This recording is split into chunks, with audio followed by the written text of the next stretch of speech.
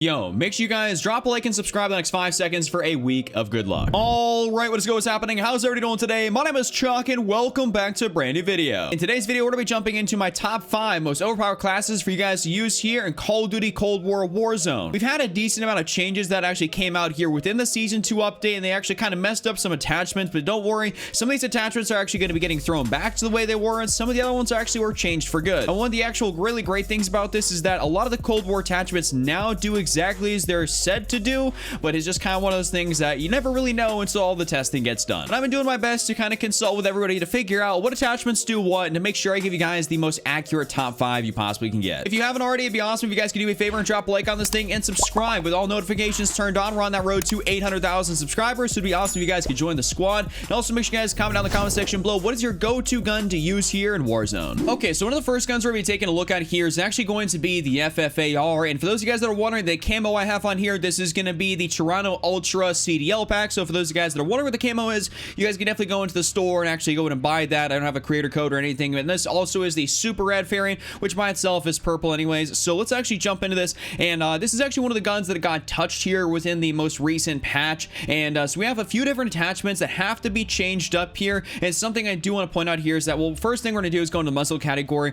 Something I need to point out is that Raven, as far as like the agency suppressor goes, basically when they actually did the update here, they nerfed the agency suppressor, so it like decreased your bullet velocity by about like 30%, which was absolutely ridiculous. It like essentially nerfed this attachment into the ground for all the Cold War guns. So essentially within about the next week or so, we're going to be getting a new update that's going to revert that change, and so the agency suppressor is going to go back to the way it should be. But more or less all the other stuff in here is going to be a permanent change, so I just kind of want to put that out there. But as far as right now, you're just going to want to kind of avoid using the agency suppressor. Then what some testing that's been done has actually come out with is that you're going to want to run the infantry compensator, which is actually going to help out that vertical recoil, and it's actually going to significantly make this thing, you know, go to a laser beam, in which it should be, because unfortunately you can't use the exact same attachments that you more or less would have otherwise. But nonetheless, when the agency actually does get reverted back, you guys are going to be able to use that. But until then, you want to be able to use something like the infantry compensator. Unfortunately, you aren't going to be suppressed, so you will kind of show up on the radar. I know it's kind of a bit of a drawback, but it is what it is. Next up, something in here is actually going to be the barrel, and this is also something that indeed changed. A lot of people were using the 19.5 task force barrel, myself included.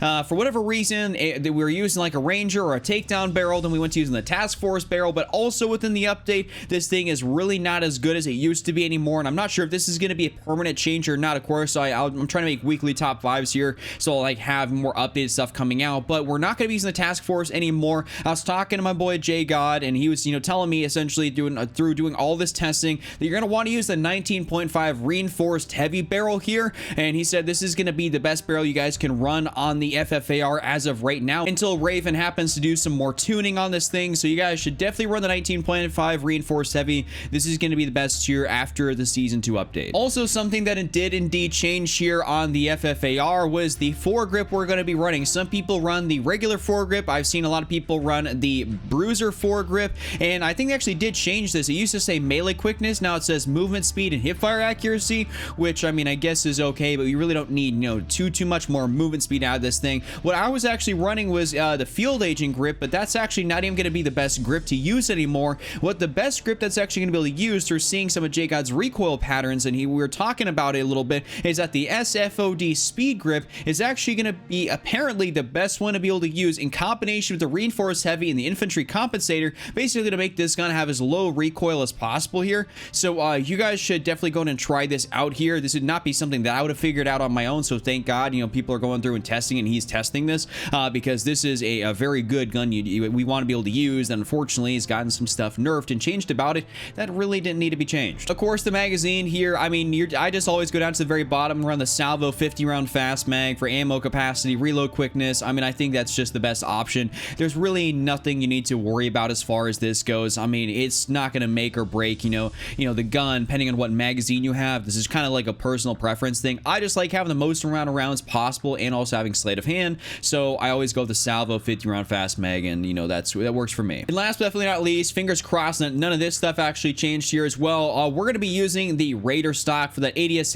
firing movement speed, aim locking movement speed, and that sprint to fire time.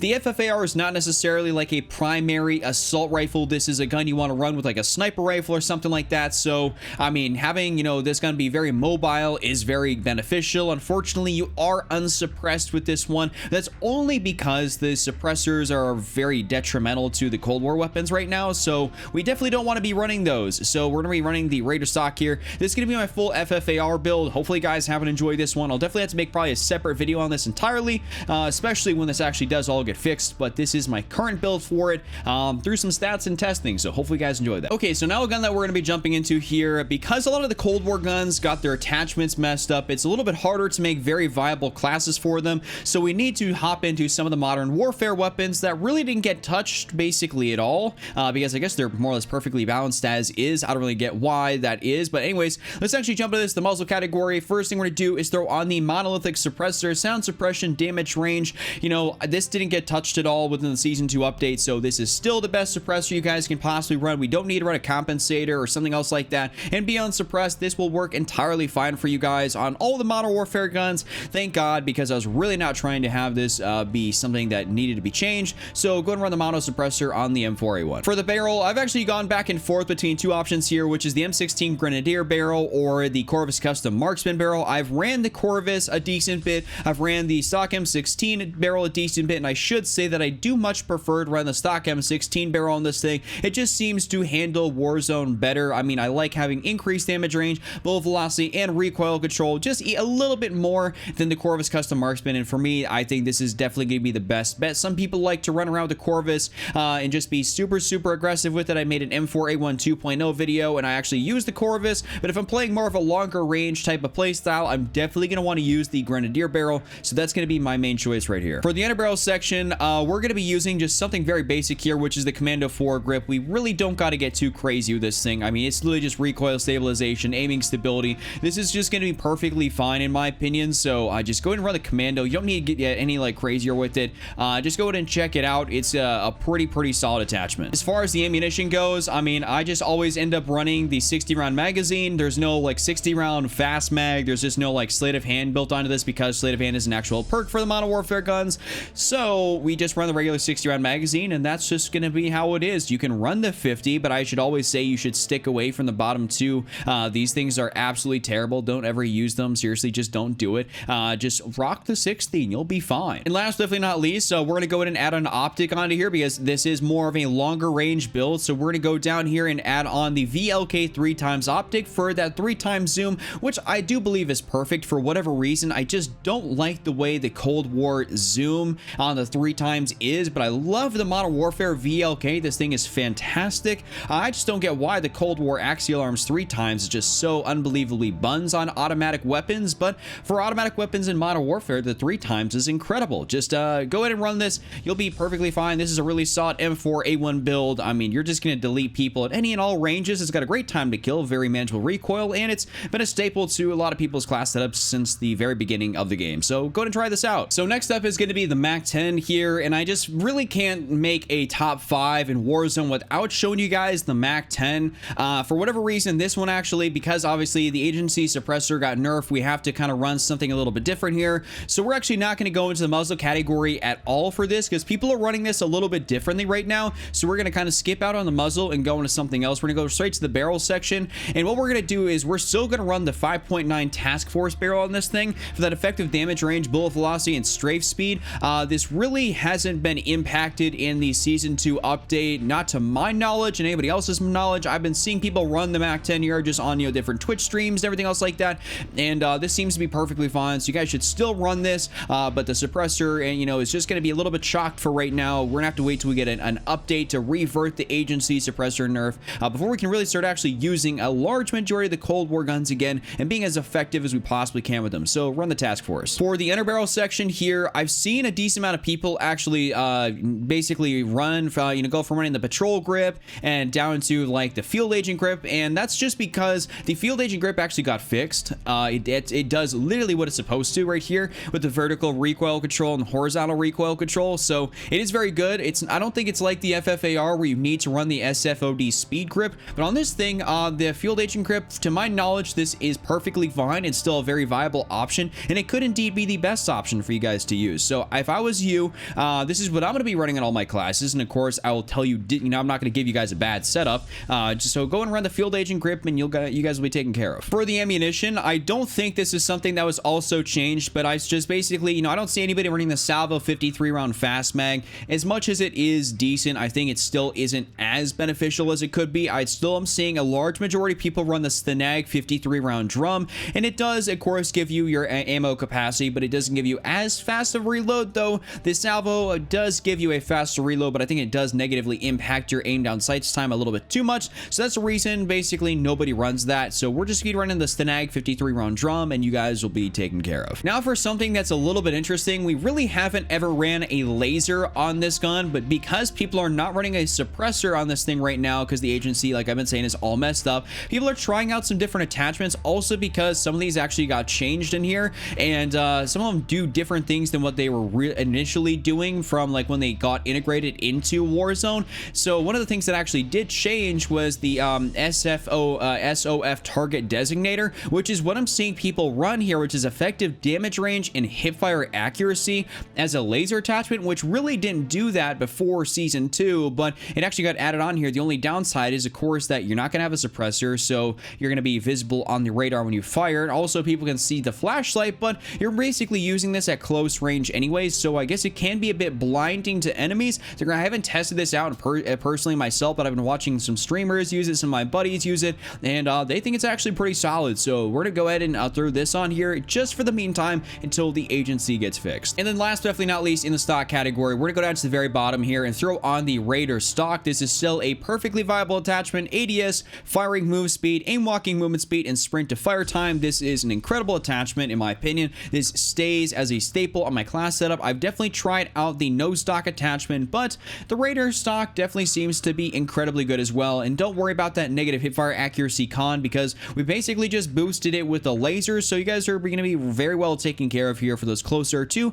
more or less medium range gunfights. This is a MAC 10 setup for you guys. Definitely go ahead and try this out and see what you can possibly do with the current meta right now. Okay, so next up in here, we have to go ahead and throw in the CR56 AMAX, because this is probably undoubtedly one of the top guns to use in all of Cold War Warzone. It's just a very, very solid AR, and a lot of people really like using it, including myself. And if you're playing, you know, those diamond and platinum lobbies, I mean, you're going to see a lot of AMAXs out there, so I should definitely give you guys a good setup here for it. So we're going to hop into the muzzle category. We're going to go down to the bottom, throw in the mono suppressor, sound suppression, damage range. This is going to be perfectly good for all you guys out there. So just go ahead and throw this on here. There's no reason to kind of overcomplicate it. Try to run something different. Just throw on the mono, and you guys are going to be perfectly taken care of. As far as the barrel goes, there's essentially really only about one barrel that I do find as viable, and that's going to be the XRK Zodiac S440. This is going to be your long range barrel for this gun. Damage range, bullet velocity, recoil control, the trifecta of things I like to, you know, say we get out of our Modern Warfare barrels here, and that's just perfectly fine. There's really no other barrel you guys can use on this thing that's any bit viable, so just going to run the XRK Zodiac, and this is great. Next up on the underbarrel, much like the M4, we're keeping it very simple. Use the Commando foregrip. We don't have to go any crazier than that. I've seen some people run the Ranger foregrip or the Merc foregrip. I mean, realistically, you have some recoil to kind of, you know, deal with, but the Commando is more or less going to help you keep that under control pretty nicely, so you really don't have to go any crazier with it to slow yourself down even more. So just run the Commando foregrip, and this is going to be really awesome. Now, as far as the ammunition goes, we're going to be using the 45 round magazine. This is basically the largest magazine we have. This is the largest option. There's no 50 or 60 round magazine for this thing. That is, I guess, it's more or less inherent drawback is it compared to something like the M4A1. So I mean, you basically have a 45 round, which isn't the end of the world. It's still a top tier AR. A lot of people love using it, so just use the CR56 AMAX with the 45 round mag. And much like the M4, we're going to go ahead and put an optic on here, so we're going to go ahead and throw on the VLK 3x optic, which is going to really help out. I always love using the VLK 3x optic, even on fully automatic guns for the MW ones. Like I was saying about, you know, the axial arms 3x, I don't like using that on fully automatic ones. I only can use it on like burst ones, and maybe even like the TAC right, some of the like DMRs and stuff like that. I can use it on those, but I can't ever use it on the fully automatic ARs. But for whatever reason, the MW VLK is incredible, and I really like using it. You guys should definitely try this out. This is a fantastic CR56 AMAX class. Amazing, amazing, super awesome gun, a staple to all my Warzone loadouts. And last but not least, I have to give you guys a setup for the Cold War MP5. This is probably one of the fastest killing guns in Warzone as far as a secondary goes. It does happen to have some interesting recoil, and of course we can't run the exact same setup we have been running here just because of the season 2 update, so we're more or less going to skip over the muzzle category, much like we did with the MAC-10. That is one of the unfortunities, or I don't even know if that's a real word, but it's basically one of the most unfortunate things that we can't run a suppressor right now. So we're gonna go to the barrel here, and we're gonna go all the way down to the 9.5 task force, and this is gonna be a solid option for us. This actually didn't get nerfed or, you know, buffed or anything at all, so much like it did for the MAC-10, it works entirely fine on this as well. So we don't really have to think too much about this, thank God, because I really was not trying to go through and relearn all the weapon attachments for all these different guns. So we're on the task force. For the underbarrel section, because everything actually does what it's supposed to nowadays, we're going to be using the field agent grip here for that vertical and horizontal recoil control. This literally does what it's supposed to now, so thank God. We're just going to go and try this out here. I've been using this here just a little bit, and it worked perfectly fine for me, so I should say that for all you guys out there that are going to try this, definitely go ahead and use it. I mean, it's going to be very nice, and this is going to be a super fast killing gun to use as a secondary in Warzone. For the ammunition, this is kind of a little bit more personal preference here. I really don't see too many people rocking the Stenag 50 round, or I should say I do see people rocking with it, and I also see people using the Salvo 50 round. It just kind of goes back and forth on like, what do you want to deal with? Do you want to have a fast reload, or would you rather have less of a penalty on your aim down sights time? I mean, it's just kind of one of those things. You can really run either or, to be honest with you. So for the sake of not having as much of an aim down sights time penalty, we're gonna run the Stenag 50 round drum. I mean, it's just like I said, it's up to you guys which one to use between those two, but always run the 50 round if possible. As soon as you have it unlocked, just go and throw on the 50 round drum. I mean, you really can't get much better than that. Much like we did with the MAC-10, we're gonna go throw a laser on this thing, and we're gonna throw on the SOF target designator. Effective damage range, hipfire accuracy. Basically, it's just a little bit more visible to enemies, which is a tad bit unfortunate, but like I said, this is a close quarters weapon, like a true close quarters weapon, so we're really not trying to get out there and, you know, take people out. This is a true secondary to an AR if you're really trying to rush around and be aggressive. So like I said, you know, just throw this on here. This could be a close quarters machine, incredibly fast killing, incredibly solid. And last but definitely not least, we're gonna go in here onto the stock section and add on the Raider stock for the ADS firing movement speed, aim walking movement speed, and the sprint to fire time. This is a solid attachment, much like we use in the MAC-10. It works here on the MP5, which thank God it actually works. You know what I'm saying? Like, a lot of these Cold War attachments don't work the way they're supposed to, or haven't, and then they got buffed and nerfed, and then they got updated, and it's just kind of like a whole mess right now. I don't know what they're doing over there at Raven and Activision and Call of Duty, but I mean, it's kind of nuts. Anyways, this is my full MP5 build. Guys, definitely going to try this out here. Of course, I'll make a more updated one here when we get some more of these fixes and stuff to kind of help out with the attachments and unnerfing the ones that didn't need to be nerfed. All right, well, that's all I got for you guys here today. Hope you guys enjoyed today's video. If you did, drop a like on this thing, subscribe with all notifications turned on. Make sure you guys comment down in the comment section below, and I'll see you guys back here again with a brand new video tomorrow. Just run on triple cap, don't be Randy, and I'm out. Peace.